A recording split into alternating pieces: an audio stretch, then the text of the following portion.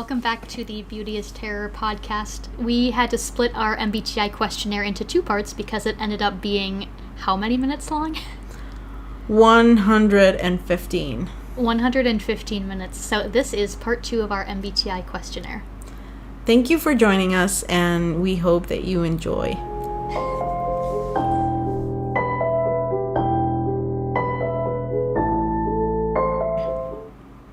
Who is the fiction? Okay, so this is a pretty, obvious one. Who is the fictional INTJ character you relate to the most?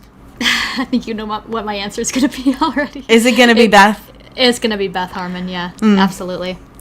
I feel like the scene where she... surprisingly, the scene for me where I feel this for sure was the scene where she breaks down in the car. I am such a bottler. I will not, I will hold things in forever, and then it'll just come out. When Scheibel dies and yes. she's crying. I know. I don't know why it's like that, but you shove it all down. You shove it all down, and then it just, when it comes out, it's ugly. My friend has said it's like with me. It's like when you shake up a bottle of Coke, and it's like you just because when I get very upset about something, I will occasionally cry, but it'll only be for maybe 30 seconds, and then I'm good. And she's like, it's like shaking up a bottle of soda and then just twisting the cap a little and then closing it again really quick. Because that's exactly how I express. It doesn't sound very healthy. I don't know why we're like that. No, it sounds extremely unhealthy. I don't know why we're like that.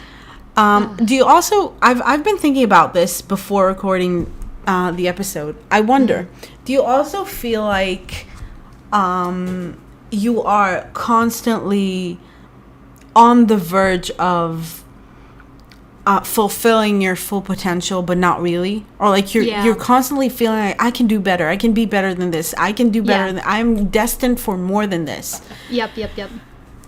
It's I'm just thinking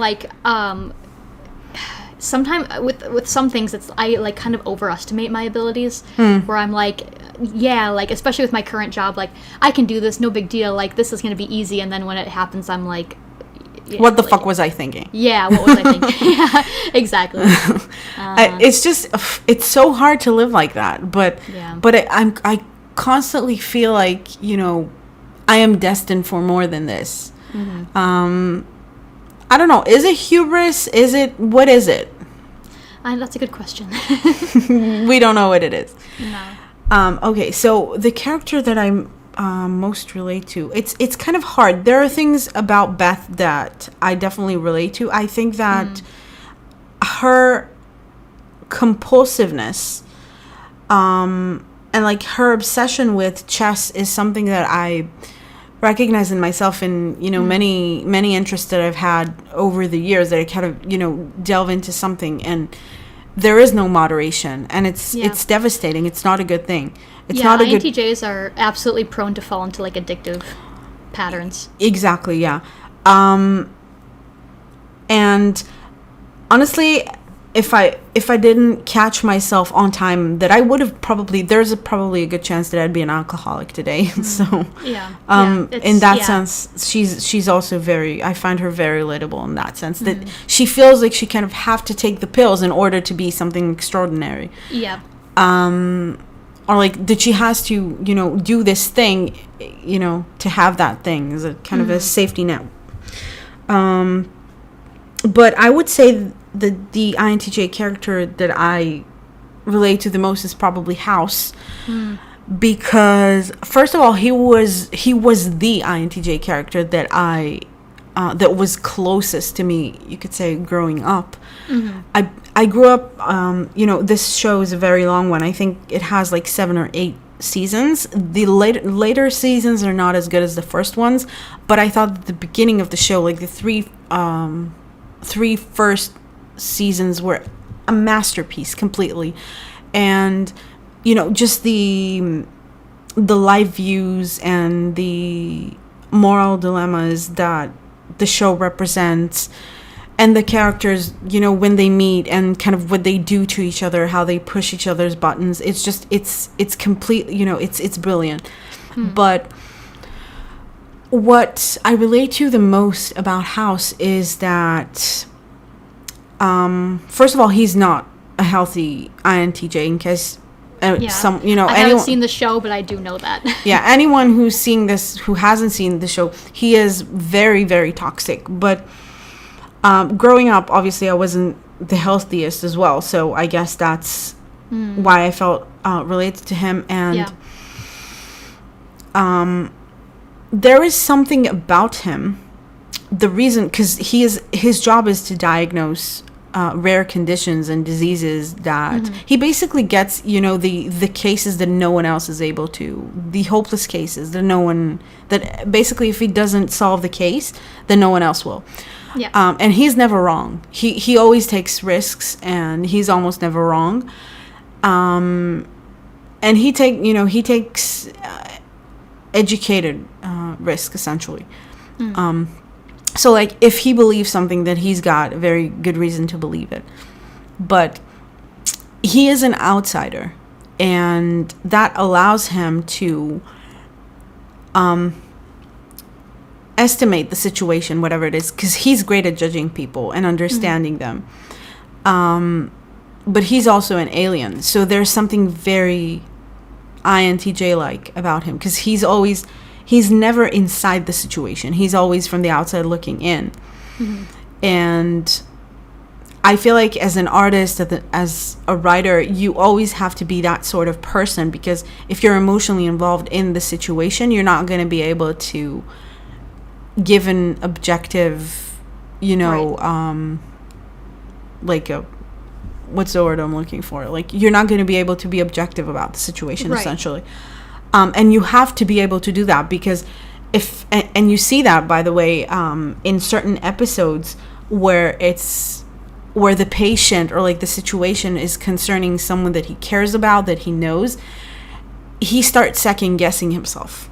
If it's a stranger, then you wouldn't mind taking the necessary risks and working the statistics and the odds, because you don't care about them. It's easier to do what's right. You can detach yourself easier. Exactly. But when it's someone that you really care about, then suddenly you don't think about what's right. You start thinking about all the other, calculations and stuff that you don't necessarily want.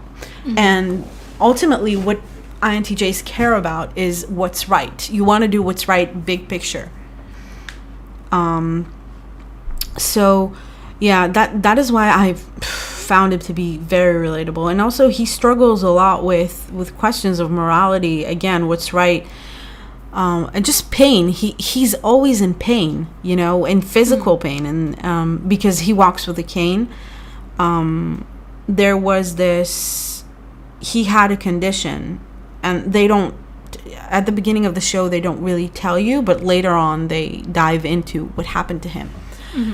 But his physical pain, and he struggles with it, and he's kind of, because he's too young to always go with a cane. He's like in his early 50s, I believe, when the show first starts. So he's kind of embarrassed about it as well. But he's got a superiority complex at the same time. So he's very INTJ-ish. Yeah. I need to watch that show. Honestly, we should I don't know, like maybe make a series out of it, because I think you're gonna love it. It's such a good show. It's definitely the best show. I've seen episodes like here and there for sure. But we should do take it episode by episode. Ooh, that would be really cool, actually. Yeah, I agree. Yeah. Also, just as a little endpoint for my comment, before I'd watched The Queen's Gambit, my friend was like, "You need to watch the show. This character reminds me of you, just like her mannerisms." And I was like, "Really?" And like I watched the show, and I was like, oh, "Yeah, I could see it. I could see it. Oh my god." Wow, that's cool. I know, right? Interesting. All right. Oh, I'm up. Mm-hmm. Wait, right? Wait, okay, that's me. Yeah. What type do you think that you're the most likely to be mistaken for? What type would I be mistaken for? Do you think you're most likely to be mistaken for?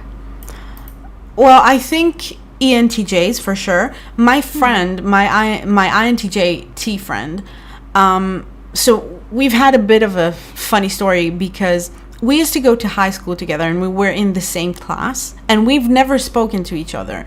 We were in the same class for 3 years, never spoken to each other. I always thought he was a bit of an idiot or like not a very smart person because he would literally never talk. And even nowadays, he's your typical introvert, I guess you would say. You know, he kind of doesn't want to talk to the pizza guy, that sort of stereotype. Yeah. And I don't want to do it either, but I wouldn't mind it as much as him, for example. Like that we've read about the distinctive, differences between T's and A's, and it's just so accurate for the both of us. So yeah, 3 years in the same class, never spoken to each other, and then years later, I started this new job, and it was a job from home, which was obviously perfect. And then I find out that he works the same job as me, same team as me. And that's when we started, talking, like texting. Oh, yeah. And that's how we became friends. And it's kind of crazy. And I told him, listen, I thought in high school that you were a bit of a tool. Like there's something wrong up there. And why did I start telling you this? I forgot. Oh, because, right. Because he was, we were talking about the impression that we had of each other when, in high school. And he said, I always thought you were an extrovert because you would always,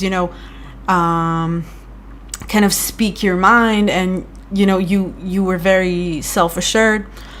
So I think that, yeah, I would probably be mistaken for probably ENTJ for sure. Interesting. I guess I could see it. Yeah, I could see it. Yeah. What about you?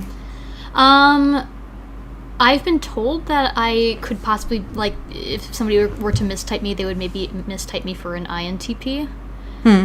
I could also maybe even see myself being an ISTJ, but I'm not somebody who is, like, I don't necessarily love rules the way, like, an INTJ or ISTJ would, so I don't think so. But I do like organization. I do like things to be very, I'm somebody who's very organized with my space and everything. The way that, like, ISTJs are kind of very, like, I guess, rigid. I can't relate to the rules thing though, but I could maybe INTP. I think that's probably my answer. I think that if I had to judge you just based on, like, maybe your social media feed or something, then I wouldn't necessarily peg you for a thinker because you have that artsy, side. Yeah. That I could probably mistake you for. I mean, you have the resting bitch face. You have that, that expression like, I'm tired of life and I'm sick of, thinking 24/7 and living in my mind. But other than that, like the artsy, kind of aesthetic of it, I could see that probably as a feeler, maybe. Yeah, for sure. Yeah, like an ISFP or something. Yeah. Yeah, no, I'm definitely not a sensor, and I'm definitely not a feeler. But I could see that though, like just first impression of vibes. Like judging the vibes. Yeah. Okay, so this is kind of like we've spoken about this, but I'm gonna read it anyways. Every thinking type I ever met had a midlife crisis as a teen or a preteen. Describe yours. I think we kind of touched upon it. Yeah, we did touch on that a couple of questions ago. Mine was like somewhere between the age of like middle school to like high school, like late high school. It was kind of I wouldn't say it was one necessarily fixed moment, but a kind of an ongoing crisis throughout my teenage years. But yeah, mine took a hard turn at 13. I was kind of, and the weird thing about me is that I don't really have memories up until probably 18, 19. Like my memories, I have pictures in my mind, but I don't have like prolonged memories of like, like a movie that you play backwards. I don't have that. I think that maybe it's from trauma because I just didn't have I didn't live my best life at the time. Honestly, I mean, yeah, I can relate. It definitely was, I'm sure, trauma. Trauma will definitely fuck with your memories for sure. I'm not sure what it is, because thank God I wasn't, nothing terrible happened to me except for my own mind. Yeah, for sure.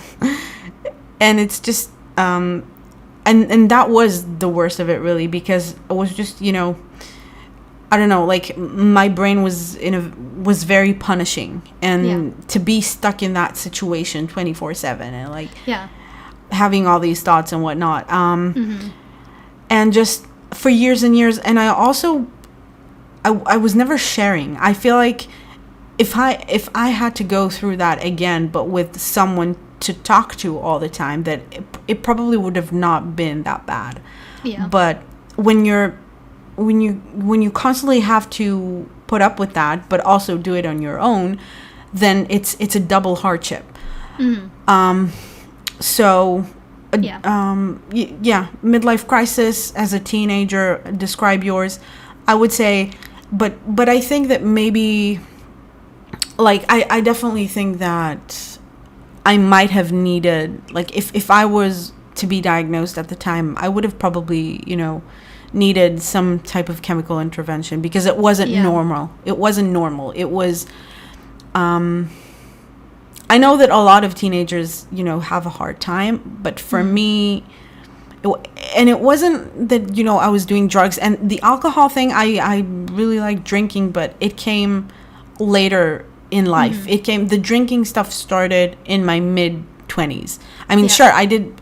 sorry to say that, anyone, but I did drink as a minor, but I never drank to access as a minor, and I never I only got drunk, like stupid drunk, once, and it was at 22, 23. Like, I never got, sick, throwing up on myself drunk as a teenager, which is a surprise, because, in your teens, you always... you do the dumb stuff is in your teens usually. Yeah. But it was just pure natural depression as a teenager. It wasn't. I wonder if you can relate to this too, where in the moment when it was happening, when you were a teenager, like, you felt like you couldn't really talk to anybody about what you were going through and express, like, how you were feeling about things. But in hindsight, you can, like, with people you're close to, you can kind of look back and reflect on those things and be like, yeah, that was pretty fucked up. Yeah, for sure. Yeah. But, I was just... Because I really do feel like, you have to go through stuff, and there's a time and place for everything. And if it wasn't for things happening the way that they've happened then I wouldn't be who I am today. You also kind of have to bring yourself to a certain point, right? There's the character growth element. Like, you can't force yourself to be ready for a certain something. You can't force yourself to be, you have to do the work, and you have to really, I don't know, like, eat shit enough that you become full and you're like, okay, I'm done. You know? 100%. Yeah. Okay, your turn. All right. What have your experiences with other INTJs been like? So I only really have this one friend to reference, and like I said, we went through similar experiences. We are very similar the way that we operate. He's married to a feeler, so seeing that, I'm starting to, feel like maybe I'm just, I'm cursed to either have that sort of relationship myself or not at all. I don't know. We click very well, and I really enjoy talking to him, and I don't really enjoy, talking to people in general. I just don't find most of them relatable. Other INTJs. I mean, there's you, and I remember when I first started talking to you, it's just this instant click, the other person just gets it, and it's so effortless. And it's crazy because genuinely most people that, I met in life, I just found them to be extremely unrelatable. Yeah. Like, I feel like they don't get me. I don't necessarily get them. Like, it definitely takes some work to kind of understand what they're about and why they are the way they are. Yeah, for sure. But it also makes it very, very special when you find someone like you, you know? Yeah, for sure. I definitely feel that way with, like, other NI users. Like me and my best friend, like, we clicked immediately, like, as soon as we met. Same with, like, my boyfriend. He's also an INFJ, and we clicked immediately, too. Every other INTJ that I've met has been either pretty unhealthy or, like, very underdeveloped, so I haven't had the best experiences with other INTJs at the moment. I know, like, I have a friend who is an INTJ. I haven't talked to in years. He actually doesn't live... He lives way out of state now, but... like, super cool person. We clicked immediately, but he definitely has some anger issues, like underlying anger issues. And that kind of, like, I can't, relate to, but there have been a few others that I can just tell immediately, like, they're not the healthiest INTJs. I would love to meet, besides you, like, another healthy INTJ. That would be great. Yeah, I agree. I think that... because we are, we have that, we're very strong individuals, but it can be interesting just as an idea, if we can work together and kind of harness our best traits to move forward. Okay, so in your opinion, who are the most dark academia inclined types and why? Ooh.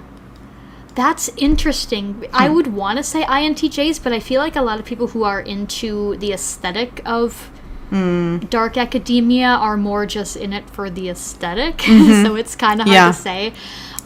So I would say, like, if you're actually interested in academia, this is going to sound so pretentious and I apologize, but, like, probably, like, INTPs, INTJs. If you're in it for the aesthetic, maybe ISFJs. It depends on your reasoning why you like and why you're drawn to dark academia. Yeah. In terms of, like, just the pursuit of knowledge, I definitely agree with you, INTPs and INTJs. And, more aesthetic leaning, I would say INFPs. Although maybe INFPs, I feel like they're more cottagecore or, like, light academia. Yeah, I could see that. But in that neighborhood, in that academia neighborhood. Yeah. I could absolutely see the appeal of cottagecore. Yeah. Just the being off the grid and just doing your own thing and being sustainable. Yeah, dreamless in a field. Yep. Yeah. Yeah. Okay, your turn. What is one book you'd recommend for another INTJ? Interesting. Man, I feel like... Okay, so...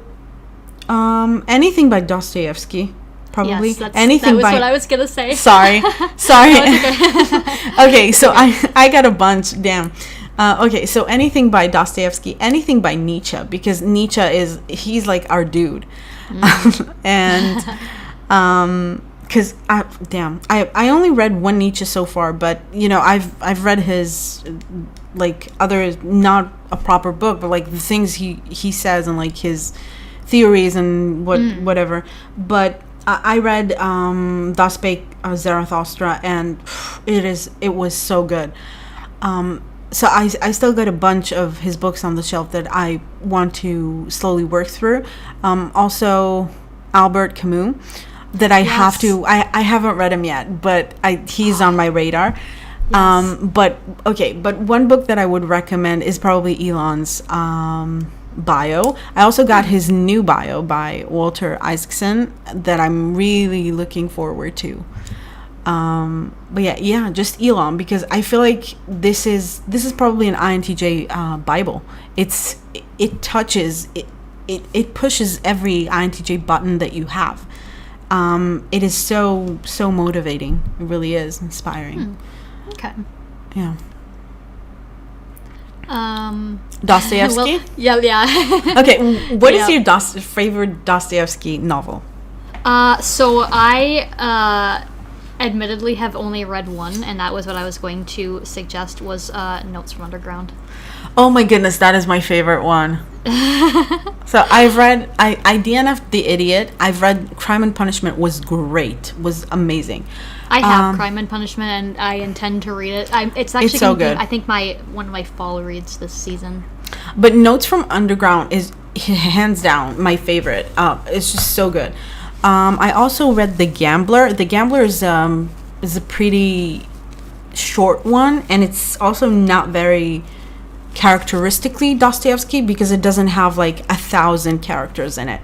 It's got like 5, 6, 7 characters, and they're all pretty easy to remember, like who's what. Very, very entertaining. But in terms of like really to take something from it, Notes from Underground and Crime and Punishment were so good. Okay, I will have to read Crime and Punishment then very soon. Yeah. Okay, is it my turn? It is your turn. Okay, so last question from me. If you had to choose one drug of choice and one fetish that represents our type, what would it be and why? I know I'm a fucking legend. Ooh, okay. Wow, this is an interesting one. Oh my god. One drug of choice and one fetish that represents our type. I've never done any kind of drug besides I've never done drugs in my life, but it's more like as an idea, right? Forget about like your personal experience, but more like as an idea. That's a really tough one. Ooh. Is it? I mean, maybe. Oh my god, I don't know. My first thought went to caffeine for a drug of choice. And I'm speaking from personal experience here. But a fetish. Oh my god, I don't know. I'm curious to hear what your answer is, though. Okay. So should I just say it and then we'll get back to you? Well, yeah. Okay, so for a drug, I feel like I should say a stimulant, but just because, we always want to get more done. Yeah. But no, I think that for a drug, it would either be alcohol, just because I feel like most INTJs' drug of choice is actually alcohol over, other drugs. Actually, you know what? I think I do know what mine would be, but let's hear what yours is. Okay, but if not alcohol, then maybe something very, very strong and very, very addictive, like heroin. See, I was thinking something maybe like LSD, something that kind of opens up your chakras. Yeah, something to to see like abstract thoughts.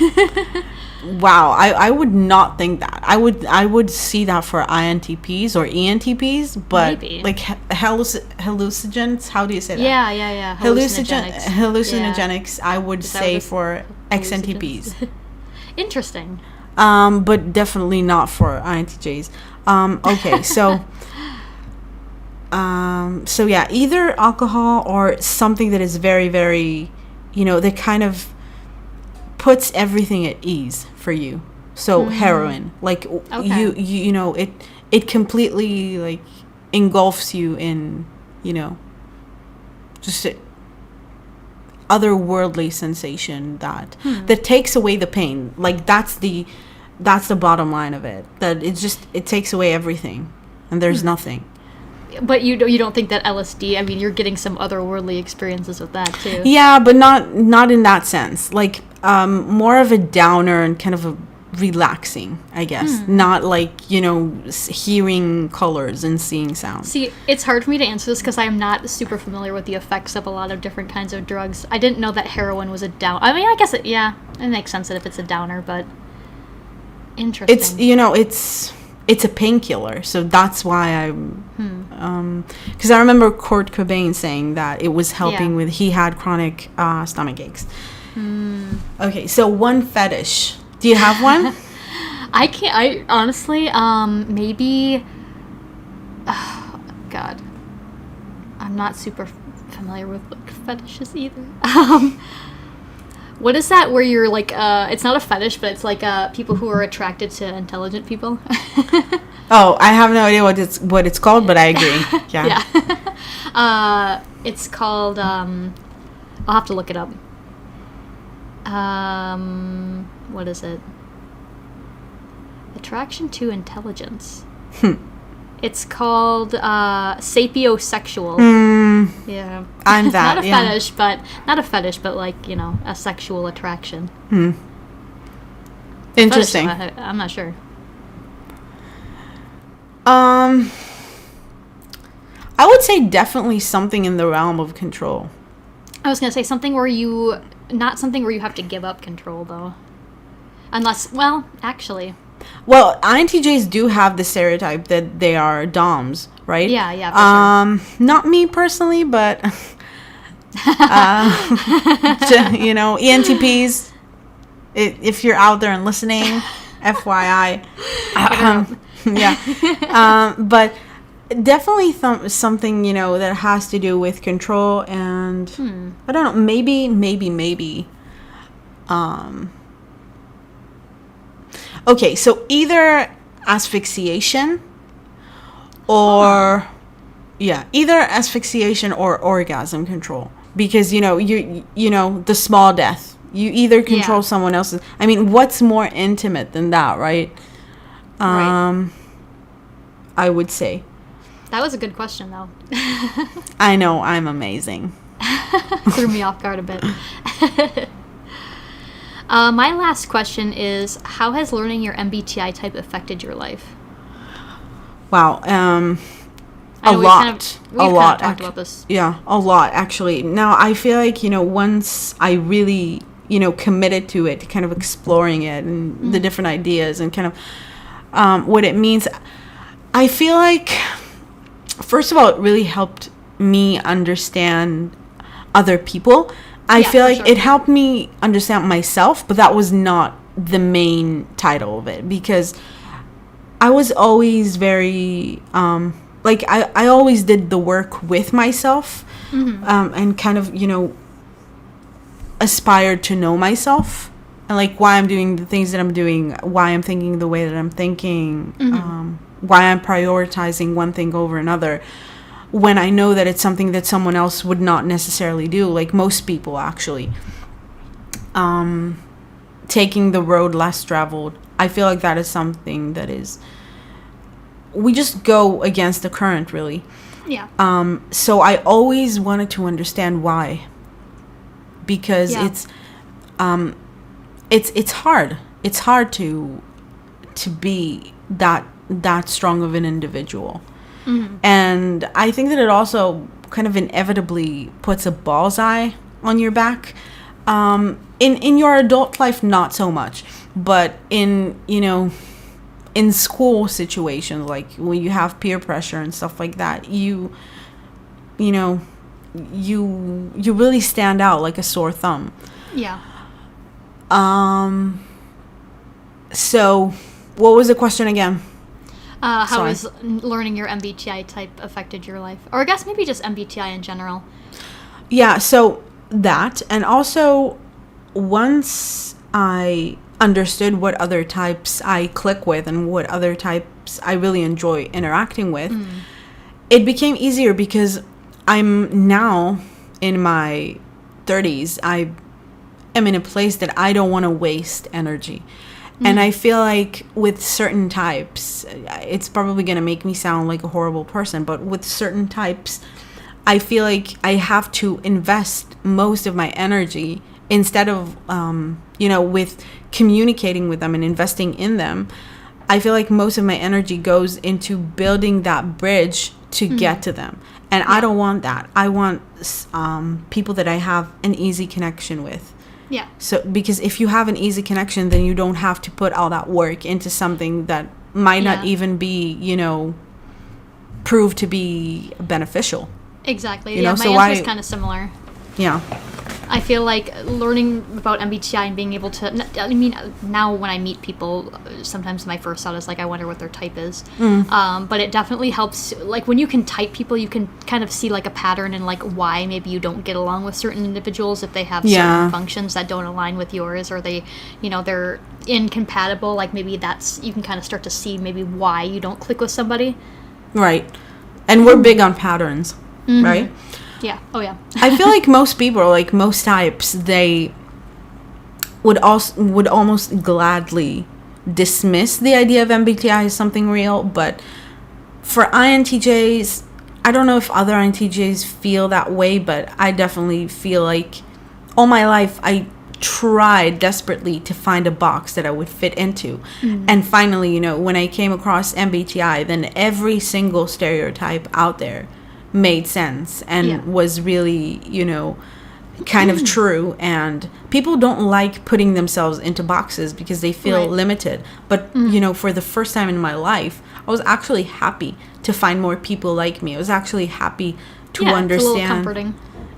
It is, but I feel like you will only understand the comfort of it if you spend your entire life being this alien that doesn't fit any, you know. Yeah, I think that's why a lot of people who are, especially like the more common types, like they don't really see the value in learning about MBTI. Yeah, and they just dismiss it as bullshit, as astrology. Yeah. Because finding people who are their type is easy. Exactly, yeah. Yeah, okay, so that's it. Wow, that's all of our questions. Sure. Yeah, we should do our, we can do our recommendations. Yeah, we can. I actually have a few things written down.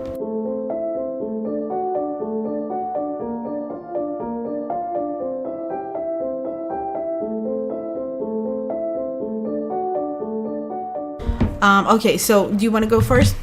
Yeah, actually, mine's not a book, but it's it ties into some books. It's actually an app that I've been using. Okay. It is the Stoa app. It's about it's teaching about Stoicism and how to incorporate Stoic thought into your daily life. Interesting. Yeah, I thought it was interesting. I just started using it very recently, so I'm only into the parts where they're teaching about, you know, historic Stoics and famous Stoics like, you know, Marcus Aurelius and Seneca, but it is they do have exercises too to help you kind of practice mindfulness and develop like more of a Stoic attitude and just like kind of not letting things get to you as easily. Yeah. Which I feel like if you have a hectic job.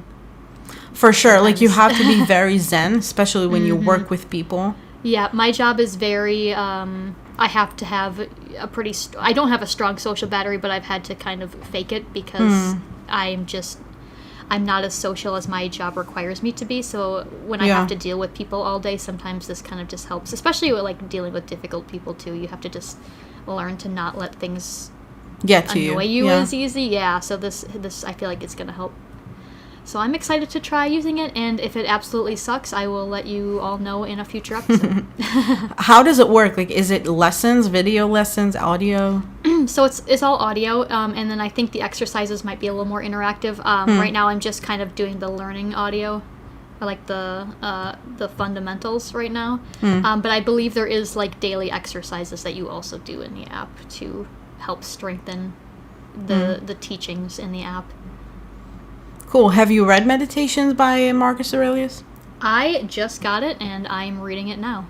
What are your thoughts so far? I feel...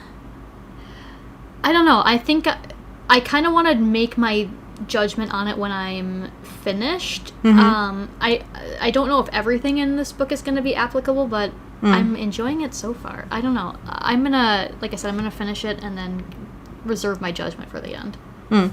So I read it last summer, and and I really liked it. But the thing is, especially with, you know, the big philosophers, I feel like it just hits different when you read it for the first time in your 30s, because if you read it way too early, you know, if you're gonna read all the, you know, ancient Greece philosophers and fucking Nietzsche and Not really gonna apply Schopenhauer, yeah, if you're gonna read them at 15, you're gonna give yourself an existential crisis. Right. But if you're not already, assuming that you're not already going through one, In because the midst of one, yeah. Exactly, because I mean, who would read Nietzsche at 15, right? You gotta have something wrong with you. But it's definitely, it hits different when it's in your teens, when it's in your 20s, or when it's in your 30s. Yeah. When you're in your 30s, I feel like, and that's when I read it for the first time, right, last summer. It's just because it's giving you food for thought for sure, but yeah, it's not nothing new under the sun, in a sense that it's not really like there's nothing groundbreaking there, because you've experienced enough of life to kind of understand how things work. Yeah. So it's more like I guess reassurance of what you already know, like strengthening what you already know. Yeah. But it's still, you know, just it's a good read just for the exploration of ideas. Yeah. And I'm really curious to see if it, like, how much of it is still going to be applicable in, like, modern times as opposed to ancient Grecian times. Yeah. I mean, there's a reason why it's considered timeless, right? When these copies are still being sold, Exactly. which is crazy when you think about it. But yeah, it's a very good read anyways. Cool. Okay, anything else? For me, not right now. Have you been watching anything interesting? TV show, movie? Not really. I have not at the moment. I did. I don't know if I mentioned this in a previous episode, but I did re-subscribe to the Criterion channel, which is I'm learning French, so it's got a lot of older French films. So I've been kind of watching. Yeah, I think you mentioned it. Mm-hmm. Yeah, but yeah, I haven't watched anything on there recently. I know I've been too busy to watch a lot of movies lately, but hopefully. Yeah, same. Oof. So are you into horror movies at all? Yeah, not like super into them, but I'll watch them occasionally. I'm super into horror movies, but the thing is, I just feel like most of them are just shit. So I always watch. It's a vicious circle. I will watch the movie, and then it's gonna suck, and then I'm bummed. But yeah. The reason why I'm asking is because there are a couple of movies with Russell Crowe. So one of them is from last year. It's called The Pope's Exorcist. It's on Netflix. I quite liked it, but he just came up with another exorcism movie. It's literally called The Exorcism. I think it's still in theaters, but I would like to check it out. Except for that, I mean, I haven't watched it. I'd like to check it out. 3 shows that I'm looking forward to continuing are The Boys, Vikings Valhalla, and House of the Dragon. Ooh. I just don't have time. I don't know where I'll fit them in. Yeah. I feel like, okay, this is so stupid, but I feel like it's literally stressing me out that I know that I have to start them and finish them, and I just think about all the hours that it will take me, and then I feel bad. I also need to watch the next season of House of the Dragon. I really liked the first one. I mean, obviously, it had its flaw. It wasn't perfect, but it was. I thought it was really good. It was definitely like. I would say it was comparable to maybe like the middle seasons of Game of Thrones. Like, it wasn't as good as the first season, but it was definitely not as awful as the later seasons. There's just so much wrong with House of the Dragon, but because I feel like the timing is just very, like, the pacing of the time is just very, very bad. Yeah, I can see that. And I don't, to be honest with you, except for maybe Daemon and Dragons, I'm not really sure what they have going on for them, but I'm still watching it because, I'm a sucker for Game of Thrones. I'm a sucker for that universe, and Daemon. I mean, I've got nothing to say for myself, you know. Damon. Have you read A Song of Ice and Fire? Yeah, I've read, I think, up until the third or the fourth book, and then I kind of I think I DNF'd like one of them, either the third one or the fourth one. I would like to get back. I would like to read them, you know, again, but to like reread, to start from afresh. But the fact that they're not finished is hurting my motivation. Yeah, so I feel much. that too. I have also read them, and I started rereading the first book recently, and I do also really want to read Fire and Blood, the book that House of the Dragon is based on. I have it. Listen, this book is a weapon. If someone breaks into your house, throw it at them. That's super funny. It's a weapon. It's a fucking brick. I can't say I'm surprised. But just finish the books, man. What are you doing with your life? Just fucking finish them. It just seems I think he's written himself into a corner that he can't write himself out of. That seems to be what most people are thinking. But I think he did put out a blog post somewhat recently saying like, yeah, I'm still working on it, but he's lying. But he's lying. Yeah. I just want a happy ending for Cersei and Jaime. To be honest, I just want them to have a bunch of babies and you know, live happily ever after in New England in the fall. That's what I want for them. That's what I want for them. I want the white picket fence for them. They deserve it. What? Nothing. I love Cersei. I don't care what anyone says. She is my queen. But yeah. Who's your favorite character in Game of Thrones? I actually really liked... This is going to be maybe a surprising answer, but my favorite character is always Marjorie. I hate her. Really? Oh, I love her. Oh my god. I'm kind of shocked. I would have never guessed. Yeah, I just like how she's very intelligent. I feel like she is good at using what she's got to get what she wants. She's very fucking cunning. Yeah, she's very fucking cunning. I like the psychopaths. I like no, really, like a Ramsay Bolton fan. Exactly, yeah. My favorite characters were Joffrey. Sorry, my favorite characters were Joffrey, and then Ramsay, and Cersei and Jaime. I cried a little when Joffrey died, but it's not so much. Seriously, I had tears in my eyes. Not so much for him, but for Cersei's POV at that moment, because I was thinking about her. But I also think that it's because I read the books. If it was just me, you know, watching the show, that I would have probably not have felt for her so much. But just knowing everything that I know about her, and this is pretty early on in the series as well, because as the TV series progresses, it's harder and harder to feel for her, because they make her to be this, you know, completely unrelatable villain.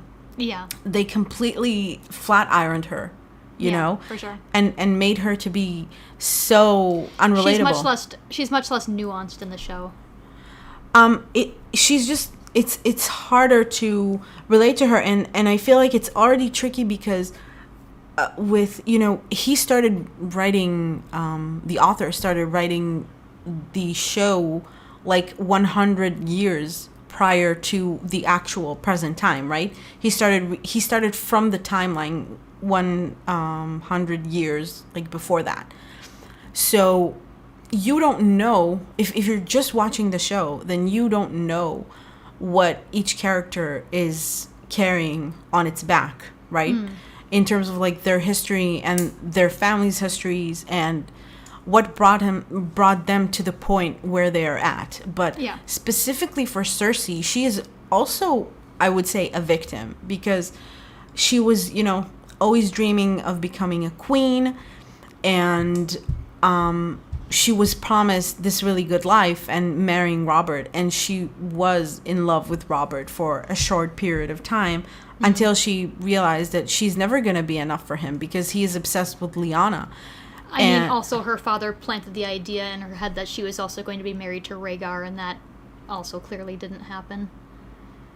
Yeah, but she got over that pretty quickly. But the thing with Robert is that it actually happened, right. And Robert's rebellion, and when she married him, and on their wedding night and all that, she really was in love with him. And then to find out that she was never going to be enough, because he will always be in love with Lyanna. And then over the years, you can't compare. It doesn't matter who you are. You can't compare with a dead loved one. Right. Lyanna was this fucking martyr. And Robert, I hated his character because of what he did to her. And he was completely out of touch with reality. He was thinking that Lyanna was raped. He didn't know that she was actually in love with this. I forgot. I mean, there's Rhaegar. There's definitely tons of reasons to not like Robert. He was just a terrible, obnoxious character. And when you first, if you're just watching the show and you have no concept of like this, the Lannisters, the family, Cersei and Jaime in particular, then you're just seeing two characters that are completely corrupt. They have an incestuous relationship. Like, how disgusting is that? But because you don't know everything that led up to that point, like everything that Jaime sacrificed to be close to her. He joined the Night's Watch to be close to her. Yeah, the show definitely suffers from not being able to show, like, the book obviously has the luxury of showing the characters, in depth, internal thoughts as well. Yeah, for sure. My guilty pleasure character that I also like is Renly, just because he's very funny and very charming. But I gotta say, I did not think they would be your choices. I'm kind of shocked. I mean, yeah, they're. I don't know. I just. What about Okay, so for me, it was Joffrey, just because he was an agent of chaos. And that's always fun. Ramsay, because he's a sick bastard. Cersei and Jaime. But what about our boy? Chaos is a letter. What's his name? Littlefinger, yeah. What about him? I also love him. Him and the spider. I love any character that is just... That's like my type, is just characters who are super fucking shady. Yeah, and pull the strings behind the curtain. Mm-hmm. He was so good. So good. I always, as a joke, always quote that with my friend Chaos or something. Oh my god, that is actually very good. Kind of creepy. I think Varys is actually an INFJ, if I remember correctly. And really? Littlefinger's an INTJ, yeah. Littlefinger's an INTJ, yeah. And I thought it was, a great depiction of an INTJ as well. Oh, yeah. Well, until we get into, like, season 7 and 8. I know. All of them were ruined by then, because you just see that, the show creators, they didn't really understand the characters, because obviously they didn't write them, right? They were incompetent. As soon as George R.R. Martin dropped off the project, that's when the writing started to go downhill, and then it just snowballed, I think, with the last, especially like 2-3 seasons. Yeah, it's just... I don't know. I don't feel super motivated to watch House of the Dragon, and I'm probably going to watch it for Daemon. I do find it fascinating, though, that the person that plays Rhaenyra, is that her name? Rhaenyra, yeah. So in real life, this person, this non-binary person, they are so beautiful in real life. Yeah. Oh my goodness. But like on the show, I really don't like the older Rhaenyra. I like the younger one.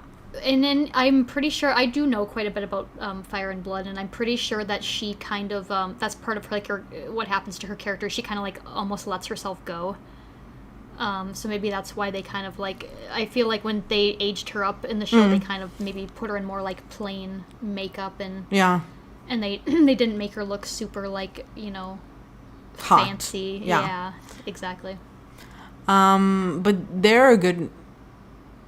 actress. Yeah. Definitely. But they're just androgynous people are just stunning. I was not sure about Matt Smith as Daemon. Same. Everyone, you know what? Everyone says that, and then everyone admits he knocked it out of the park for sure. And I actually used to dislike him up until that point, up until that role. Don't ask me why. I just never liked him. His face annoyed me. But he is so hot in this one. So have you ever seen The Boys? I have not. Oh my goodness. I think I've maybe seen one episode. And you didn't like it? I don't even remember it. I think I was just zoned out. I think you should give it another try. I feel it would be the perfect ENTP show, or like INTP show, because it's just so incredibly chaotic and, you know, just a crazy parody. It's a wild ride. I've just heard some of the more memorable scenes I've heard people talk about. Oh my god, it's crazy. Yeah. But it's so good. But it's so good. I highly recommend it. And yeah, the third one is Vikings Valhalla, that I need to, you know, check out the next season. It's the last season. I think it's the third one on Netflix. It's a spin-off of, you know, the original show was Vikings. It was also it's probably one of the best shows that I've ever seen, the original. I really want to watch Vikings. It's been on my watch list forever. You are going to love the aesthetics of it. I love anything with like Viking, like Nordic themed. Oh my goodness. You're going to die for trust me, the landscape is next level. I think it's because I enjoy like Renaissance fairs and just like any kind of historic thing. Like I just love that shit. That is like my crack. So good. Yeah. Oh, all right. Well, we've been at this for like 2 hours now. I know. We're going to end it right here. We're going to split this episode, people. So, yeah. Thank you for listening. Yes. Thank you for joining us again. And we will see you in the next one. Bye. Bye-bye.